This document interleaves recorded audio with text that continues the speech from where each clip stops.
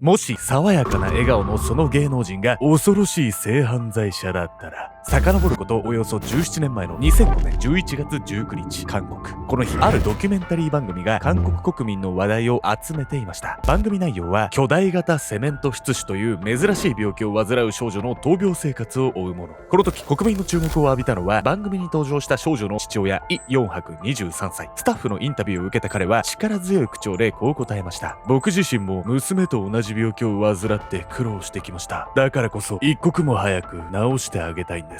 娘の手術費を工面するため、身を粉にして働くヨンハクの姿に国民は大きな感動を覚えたんです。それから12年後、ヨンハクは再びテレビで取り上げられることになります。しかし、テレビの前の国民に感動は一切見られず、誰もがヨンハクのその姿に動揺を隠しきれずにいました。なぜなら、この時、ヨンハクが取り上げられた理由は、14歳の少女に対する強姦殺人だったから。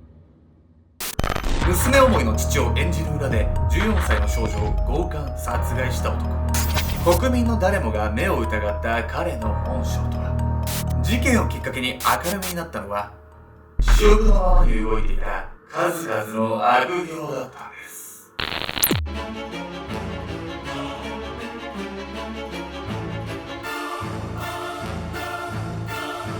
おそす、復活したクレイジージャーニーの丸山ゴンザレス界オモレンゼケンちゃんです。クールに見えて、実はとっても甘えん坊、やみやみ子です。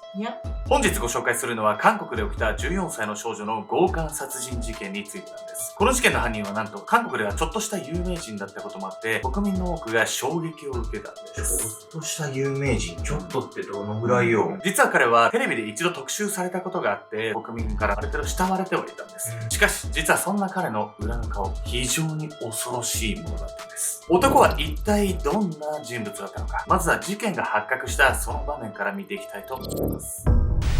衝撃の逮捕。遡ることおよそ5年前の2017年10月5日、韓国ソウル市チュンナン区マンウドン。この日、あるマンションの一室に警察が詰めかけていました。手錠をかけられ、部屋から姿を現したその男の名前はイ・ヨンハク36歳。男の容疑は強姦殺人でした。被害者はおよそ1週間前、自宅を出たまま行方不明になっていた14歳の少女、ソア。彼女は自宅から140キロも離れたカンウォンド4ウォール郡の山中で発見されました。ソアは無残にもバラバラに解体され、スーツケースに押し込まれた状態で遺棄されていたんです。司法解剖の結果、警察はソアの体内から睡眠薬を検出。これは容疑者ヨンハクが日頃服用していたものと同一の睡眠薬でした。加えてソアが生前最後に訪れた場所がヨンハクの自宅だったため、警察は彼への疑いを深め逮捕に踏み切ったんです。年頃の女の子にもう睡眠薬飲ませたらあんま働くとマジでヤバいやつじゃない？やばすぎるよ。そんなヤバい本性を前にして国民は動揺するばかりだったんです。娘は本当に素直で可愛らしい子供だったんです。あのヨンハクという男を引き裂いて殺してやりたい。娘を殺害されたソアの父親は連日の報道の中で容疑者ヨンハクへの怒りをぶつけていました。そんな報道の様子は事件の凄惨さとはまた別の意味で韓国国民を騒然とさせていたんです。まさかあの奥歯パパがありえないだろう。奥歯パパというのはヨンハクのニックネーム。以前テレビにも出演したことのあるヨンハクは国民から親しみを込めてそう呼ばれていました。奥歯パパ、このニックネームはヨンハクがかかっていたある病気に関するものなんです。そしてなんと彼の娘も同じ病気にかかっていて、その闘病生活が多くの国民の心を掴んでいたんです。奥歯パパ。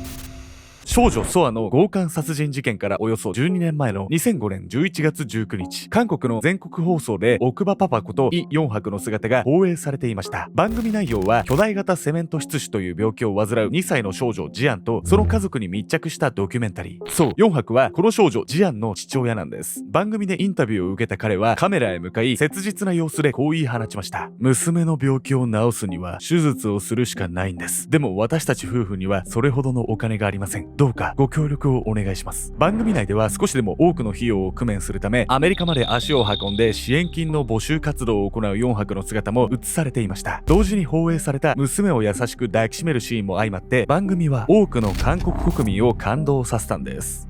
巨大型セメント失主。はい。聞いたことないけど、それだけ深刻になってるってことはめちゃくちゃ重い病気なんでしょうね。結構珍しいというか、聞いたことない人の方がもちろん多いと思うんで、本日のメトラーキーワード、巨大型セメント失主について。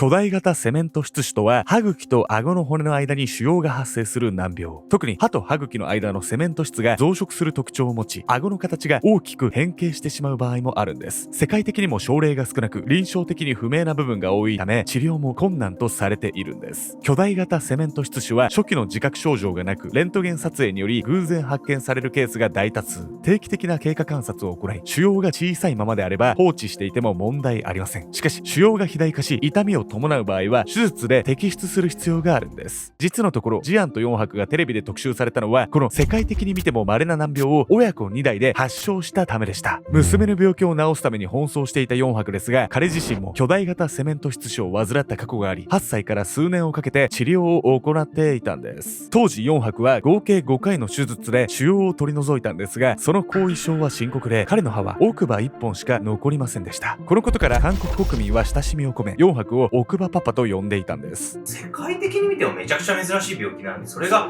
親子2代でかかるってめちゃくちゃな確率じゃない？いや、そうなんです。原因自体はね、不明なんですけど、親子2代でかかっていることもあって、遺伝によって発症するんじゃないかという説もあるんです。そして国民の皆さんが4泊に惹かれた理由っていうのは、娘へ注ぐ愛だけではなかったんです。彼自身の背景にも魅力を感じさせるものがあったんです。23歳の4泊は若くして妻のミソンと結婚していました。2人の出会いは4泊が18歳、ミソンが14歳の頃のこと。刺身屋で働き始めた4泊がアルバイトのミソンに一目惚れし、4泊の猛アタックの末、2人は付き合い始めたといいます。そしてミソンが17歳になると、4泊はすぐに彼女にプロポーズをしました。僕の両親は事業に失敗して離婚している。だから正直結婚にはあまりいいイメージがなかったんだ。でも君となら大丈夫。一緒に温かい家庭を作ってくれないか。難病と戦った葵たち。そして妻ミソンとのエピソードが後押しし、4泊のイメージは家族を大切にする理想の父親として定着。世間では4泊を応援したいという声が日増しに高まっていきました。こうして4泊が娘の治療のために募った支援金は予想を上回るほどの額に。娘のジアンは無事手術を受けられるようになり、4泊は一躍時の人となったんです。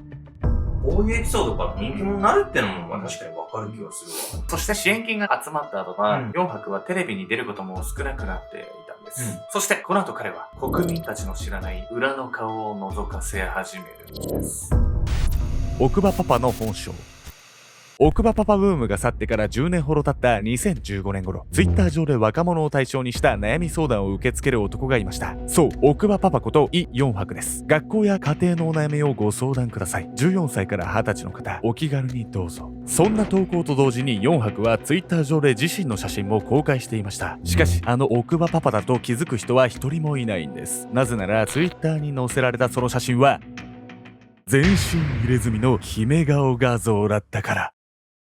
それは家族思いで温かな奥歯パパのイメージとは遠くかけ離れたものでした。4泊どうしちゃったの？こんな人に悩み相談なんてしたくないわよ。そうっすよね。どういうマーケティング戦略なのかわかんないですけど、こんなやつ、誰が相談するんっていうね。そしてね、このお悩み相談みたいなやつ、実はこれ建前だったんです。裏ではとんでもない極悪非道なことをしていたんです。4泊がツイッターで悩み相談を募集していたことには、相談とは全く別の目的がありました。それは10代の少女への売春斡旋。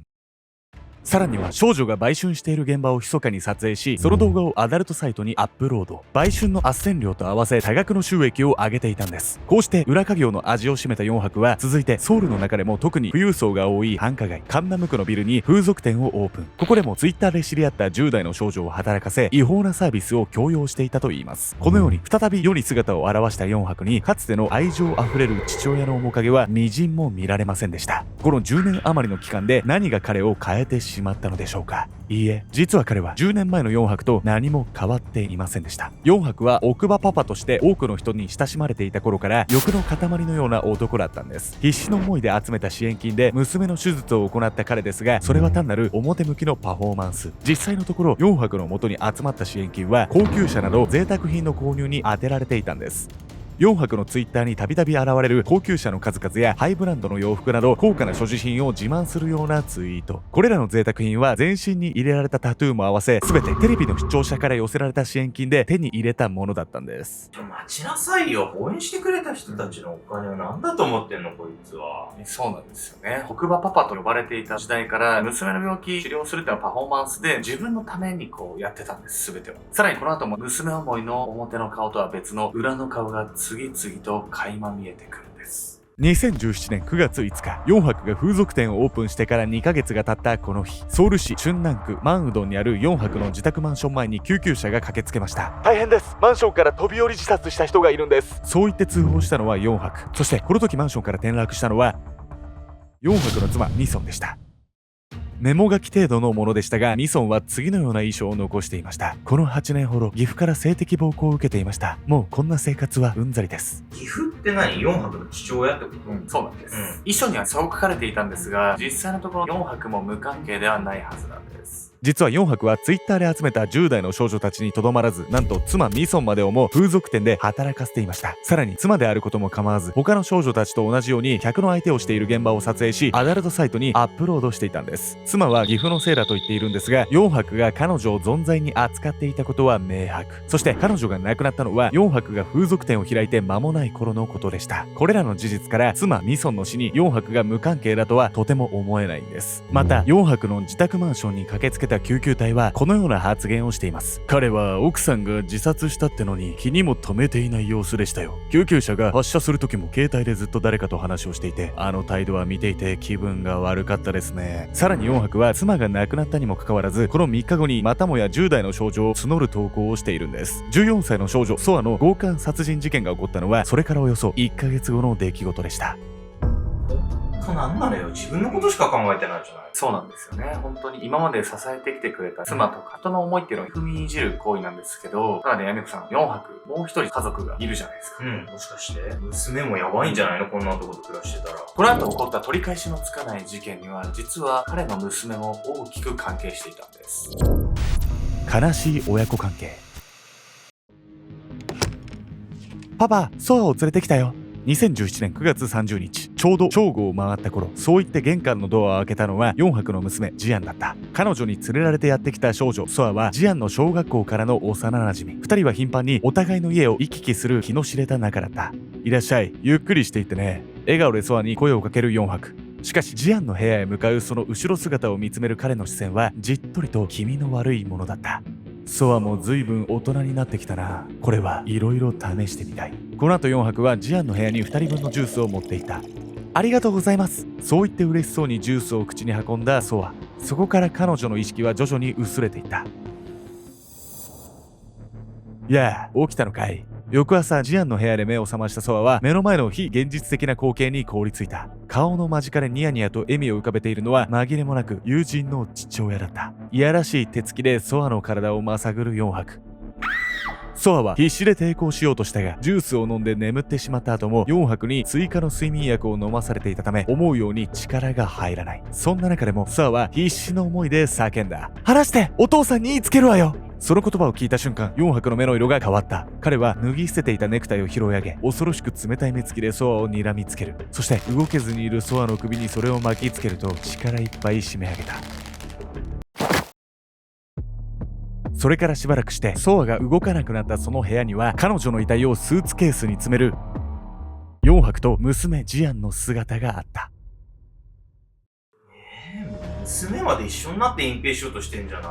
実はジアンは4泊の言いなりだったんです。ソアを家に連れてこい。パパは彼女とやりたいことがあるんだ。この日ジアンがソアを家に連れてきたのは父4泊にそう指示されたためでした。ジアンは4泊には絶対に逆らえず、その命令に従うしかなかったんです。4泊は日常的にジアンに暴力を振るっていました。さらに彼の感触は相当なもので、ひどい時には飼い犬をハンマーで殴り殺してしまうようなこともあったというんです。絶対もう一生犬飼うなこいつ。ソアを連れてこなきゃ私が殺される。そんな恐怖心からジアンは友人のソアまでも父親に差し出してしまったんです。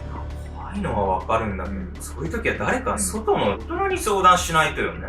やっぱり一人でどうにかしようって思わないっていう、それが本当に大事だと思います。2017年10月5日、4泊は強制わいせつ、殺人、誘拐、死体遺棄の容疑で逮捕されました。彼は後に妻ミソンの殺害と10代の少女への売春斡旋の容疑も認めているんです。クズすぎるだろ。そんな4泊に下された判決は無期懲役。犯した罪に対して軽すぎる判決にも思えるんですが、4泊は精神障害者、知的障害者と認められており、そのことが判決を左右したと考えられているんです。娘ジアンは未成年者を誘引した罪と死体遺棄の容疑で逮捕。まだ15歳の彼女には少年法が適適用され、模範的な受刑生活を送れば数年で出所となるんです。犯罪者は大抵本性を隠して世の中に潜んでいるもの。一見人格者に見えるいい人でも、表側のその顔だけが全てではないんです。善人の顔をかぶった犯罪者は意外と身近に存在しているのかもしれません。